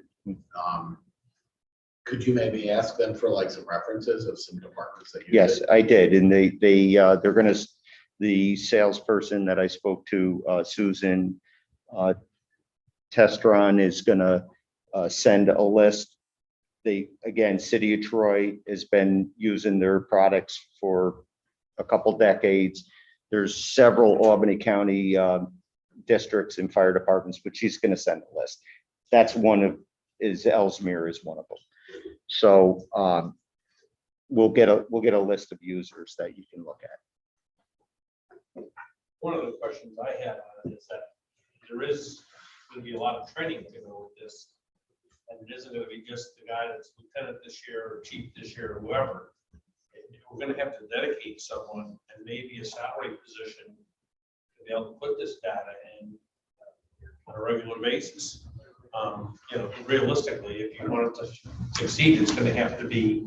I don't know what data you're talking about, because we're already paying people to put that in. Well, that's what I'm saying. You're going to have to figure out how to put it together for the people that are coming in, because this isn't going to be something that's just going to be here. This is how we do it. It's going to be more entailed than that. I don't know if I like it. Also, we have JO and. That's what JO and Well, mine we do, but it's not the same as what. It's not, well, yeah, I think we saw, if you saw what we were currently doing, it's not that much, it's not that detailed. Well, again, it's got to come up with some professional development. Yeah, there'll have to be some professional development, some training goes along. But entering a drill report is no different than entering a fire report. I understand what you're saying. You're saying there's more, going to be more involved than just handing it over to the departments. It's going to be, you're going to have to spend the There's time. going to be some training involved, yeah. I agree with you. And I think that this is a good time when the chiefs, we've got a couple new chiefs coming in, and I think the three chiefs have to be deeply involved in the whole process to make sure that it's being done right. They need to understand it, yeah. They need to understand the process. I don't know that they need to be experts in data entry. No, they need to understand the process, yeah. I think it's a clerical duty, and we've got two district staff members Clerical people. to do this. It's really no different than entering a fire report though, because you basically enter, you enter the event and then you enter an attendance sheet that goes with it.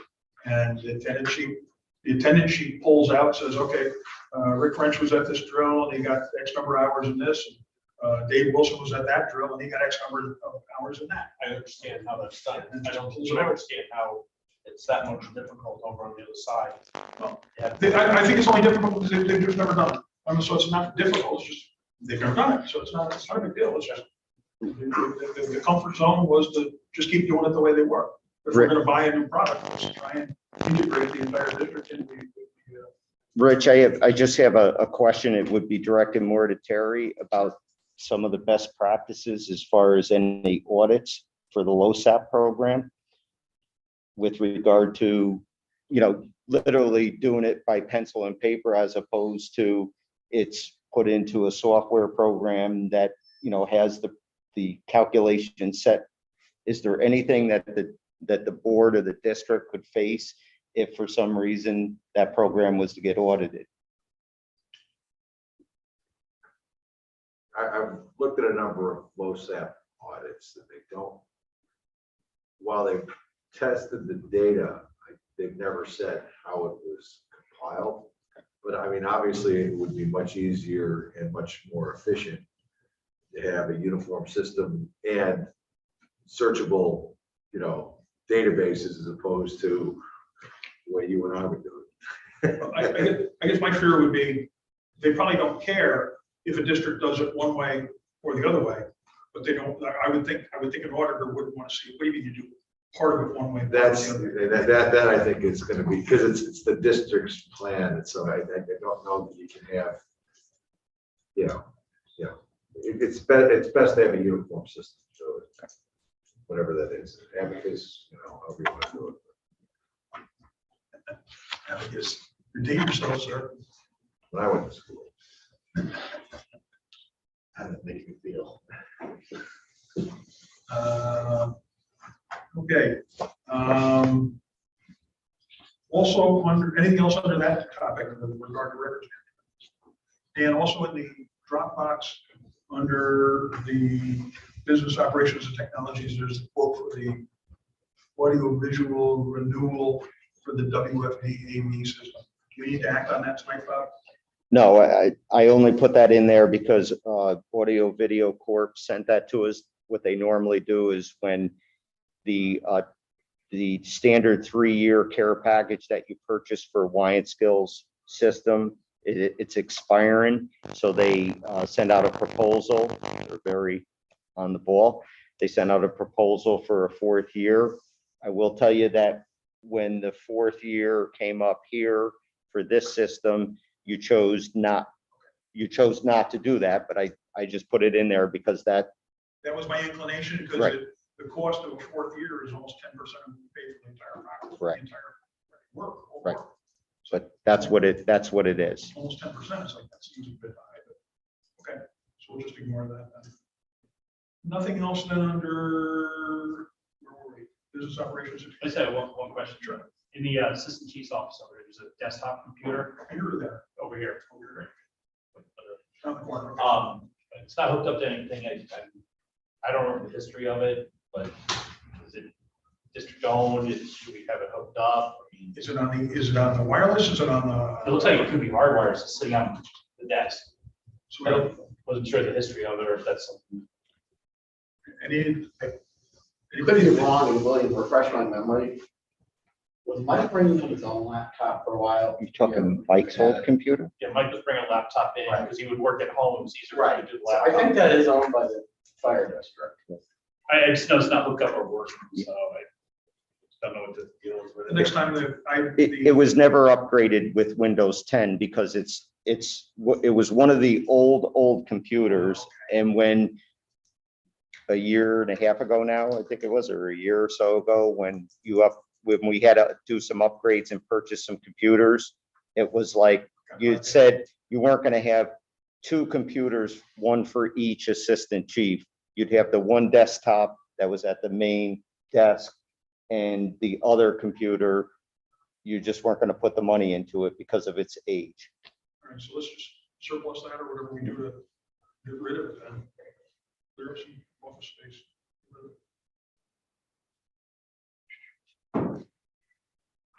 Any other comments or questions on our business operations technology? Moving on to development plan review. Ryan, Nick, or either of the chiefs? That work, right? Any chiefs? The only thing I'm aware of is that there's applications in front of the town for the 30,000 square foot, total 40,000 square foot, 30,000 square foot footprint, 10,000 square foot second floor gymnasium at the corner of 43 and 4. Kind of to the left of where the Aldi's is going to be, at the end of Blooming Grove Drive, if you will, back in there. That comes before the zoning board next Monday, this Wednesday, I'm sorry, and then back before the planning board. Although that I don't know that they're going to like the reception they get from the zoning board, but that's beside the case. Just possibly event fitness that. I've got no name. I mean, that, like it actually. That's the natural thought process, yeah. That, the plans for the other subdivision, or the other plan development district down behind the CBS, they're continuing. Yeah, the collector comments, but yeah, it's been there for a couple months now. Yeah, that's Nothing new to still do, been but long. or the developer still has reached out to meet with the fire district. Yeah, I know that he's been meeting with the ambulance folks, because I had a conversation about that with them the other day. Dennis, got something? Mr. Chairman, it might be the wrong section, but I would like to request assistance from the board regarding St. Jude Apartments alarm system. Okay, that's not a bad thing to request. What assistance do you want from us? Because it's something we generally left to the chiefs to handle, but So, what do you want from us? last year, we had a couple meetings with the management at St. Jude Apartments. Okay, During one of the meetings, the alarm actually went off, so we had a perfect example of what occurs.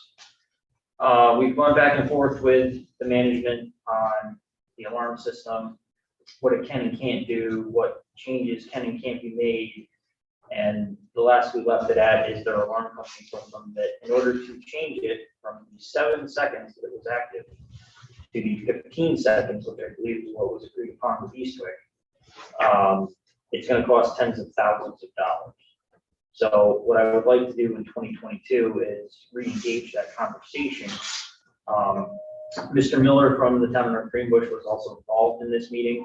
He was standing there when the alarm was active. But I would like to request assistance from the fire district with whatever expertise you guys may be able to offer, so that I can go to the next level with the management at St. Jude's. we've got expertise in Brian, but I don't know if you're allowed to. Would that be considered a conflict of interest if you were to? Oh, I mean, fair, I did go to the meetings even after. Oh, okay. To Eastwick, I mean, but that was with the board's blessing. Yeah, I'm just wondering about what your full-time job would be considered a conflict of interest, no? Okay. They'd be proud of you for doing something. Taxpayers are finally getting something. Yeah, so Brian would be our, as far as I know, Yeah. he'd be our SME on that.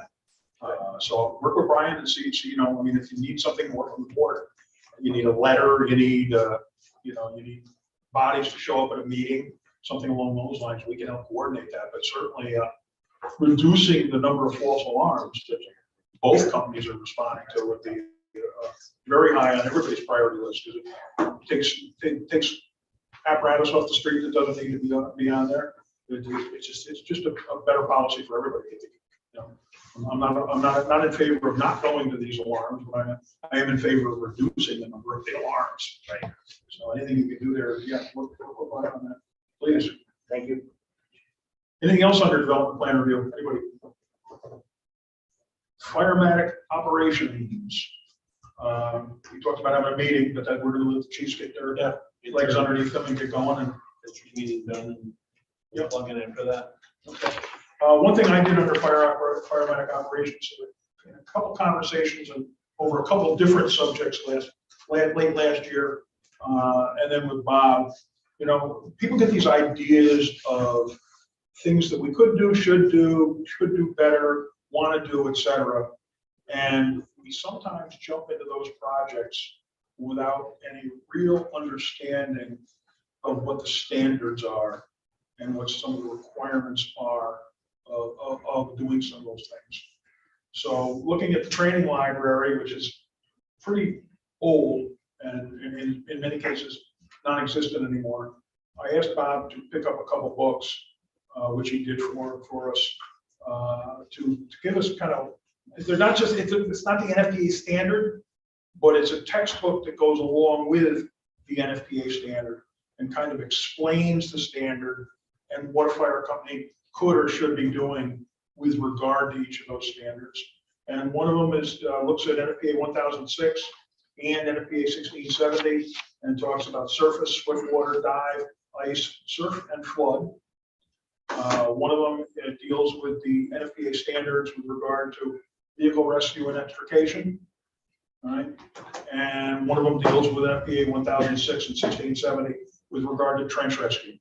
And I think most of the time we're going to have conflict or unsure where we're going on some of this stuff is going to be in these tech rescue areas. So I just we picked up some books to help us along the way.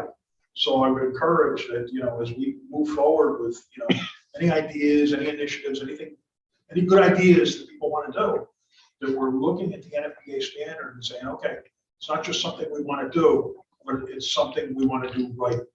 And quite coincidentally, I've been teaching the incident safety officer class at the Winesville Firehouse, and I've got a good number of Winesville fire members in it. And I've got a couple of DeFreesville members in it.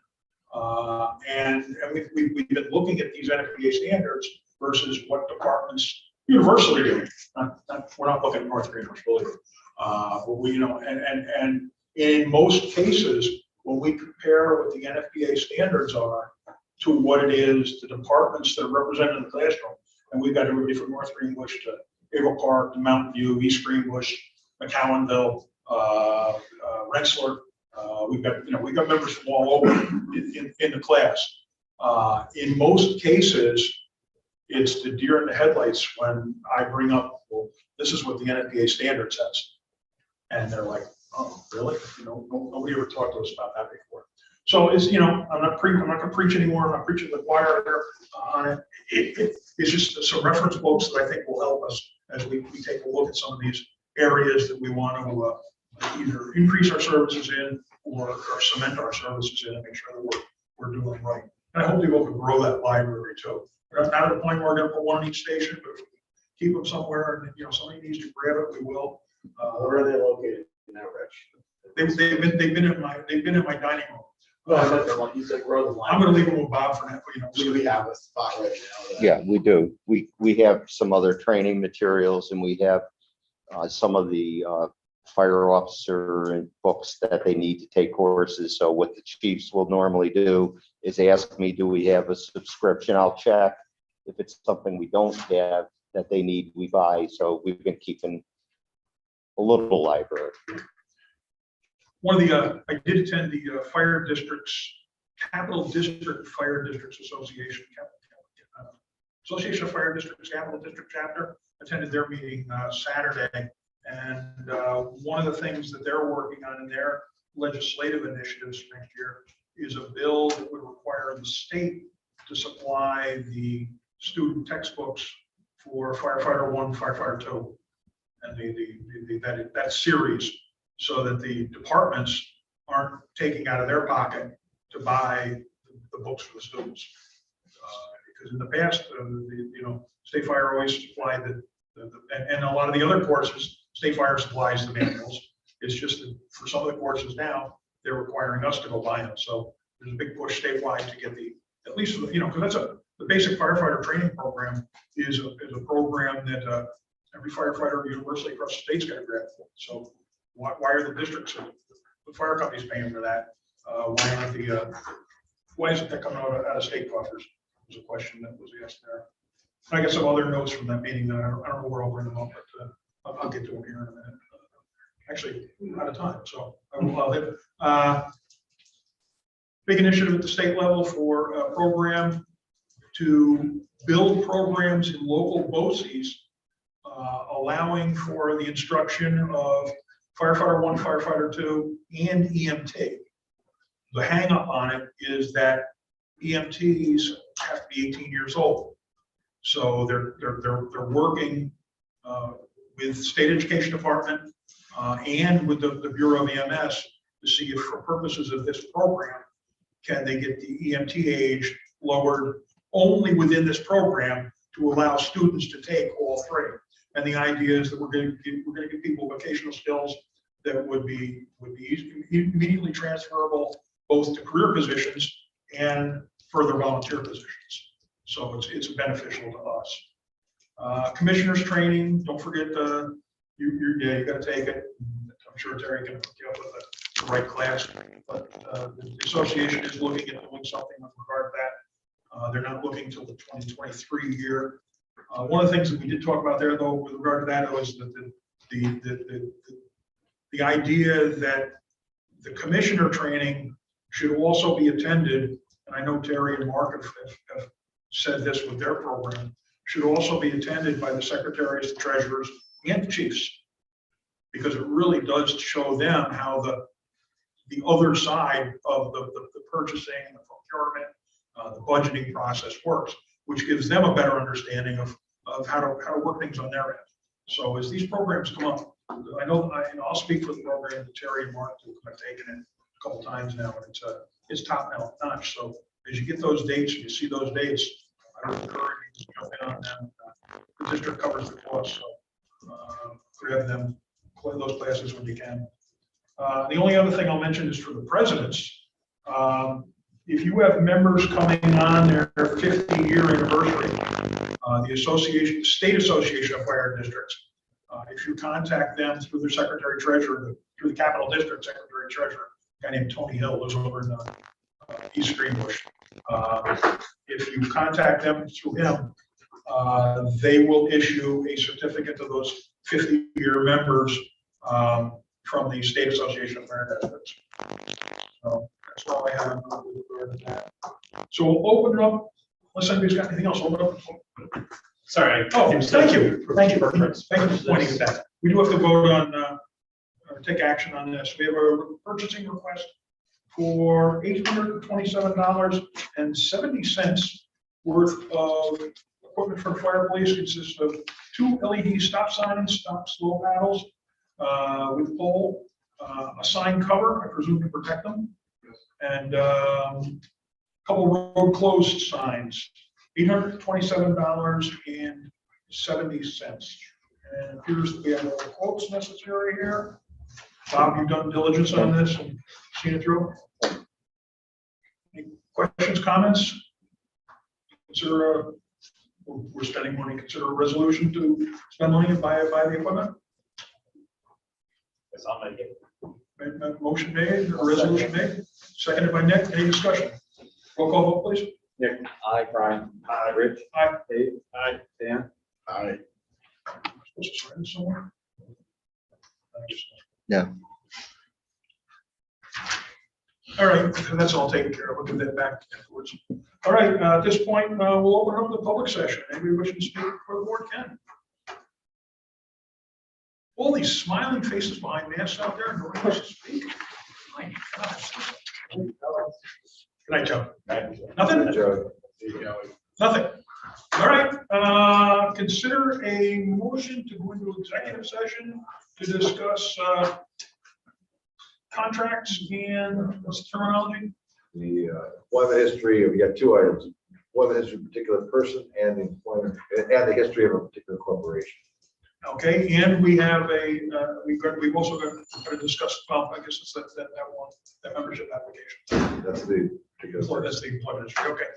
So with that said, who are we asking to stay on board here tonight? Stay with us. We need the chiefs? Chiefs and president. Winesco. You need the Winesco president? Yeah. You don't need the Freesville president, do you? No, I don't think so. Who's making the motion? Who's making the motion? David is. Seconded by Nick. All in favor? Aye. We're in executive session. Hold on, excuse me. Second, Bobby's still on camera.